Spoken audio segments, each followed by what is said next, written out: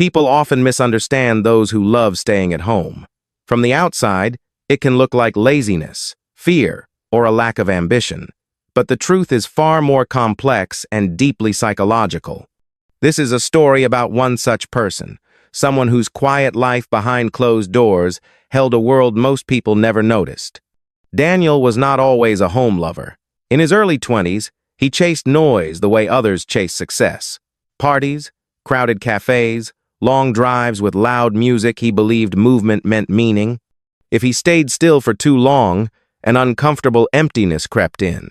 So he kept going out, kept meeting people, kept filling every silent space. Yet no matter how busy his life became, something inside him always felt slightly misaligned, as if he were living a version of life written for someone else. The change didn't come suddenly. It arrived quietly, disguised as exhaustion.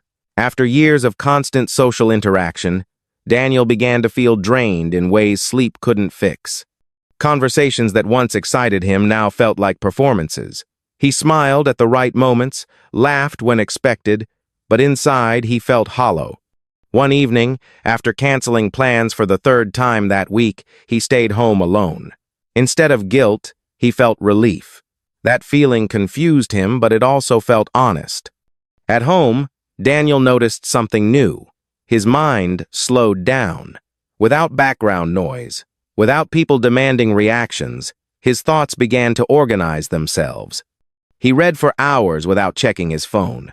He cooked slowly, enjoying the process rather than rushing through it.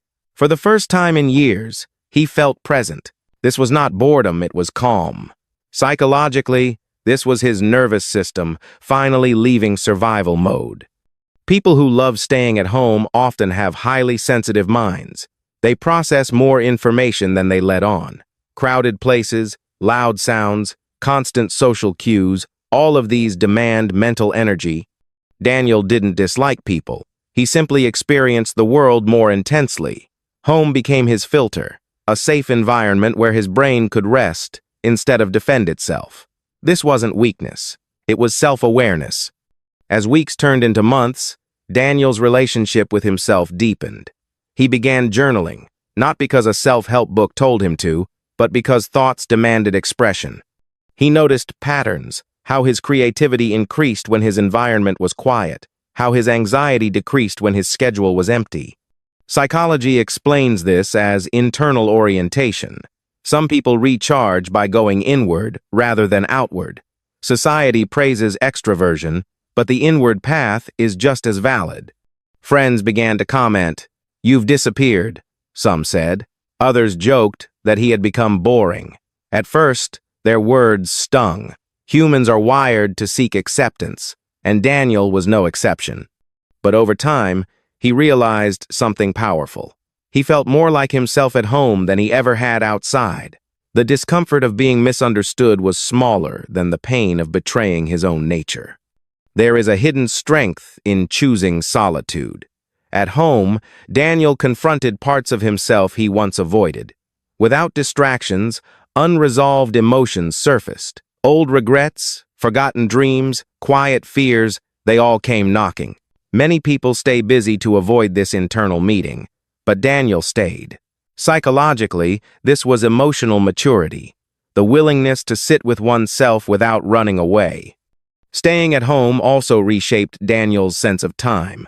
Hours no longer felt stolen by traffic or forced interactions. Time became spacious.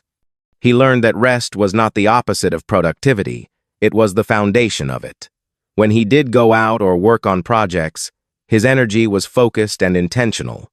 This is common among home-loving individuals.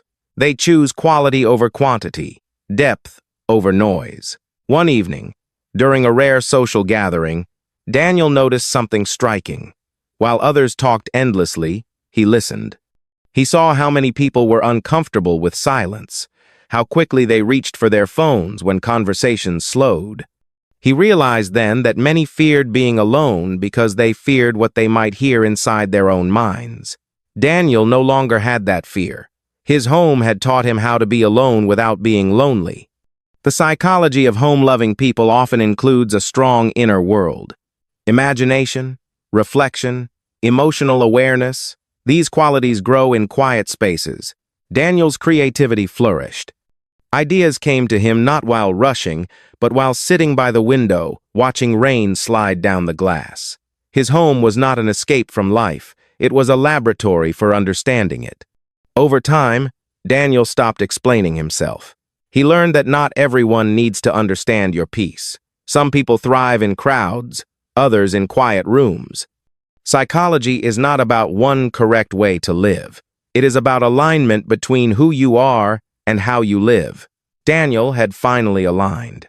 In the end, staying at home didn't shrink Daniel's life. It expanded it inward. He discovered that a small, quiet space could hold enormous clarity. People who love staying at home are not hiding from the world. They are listening to themselves. And in a world that never stops talking, that might be the most powerful psychology of all.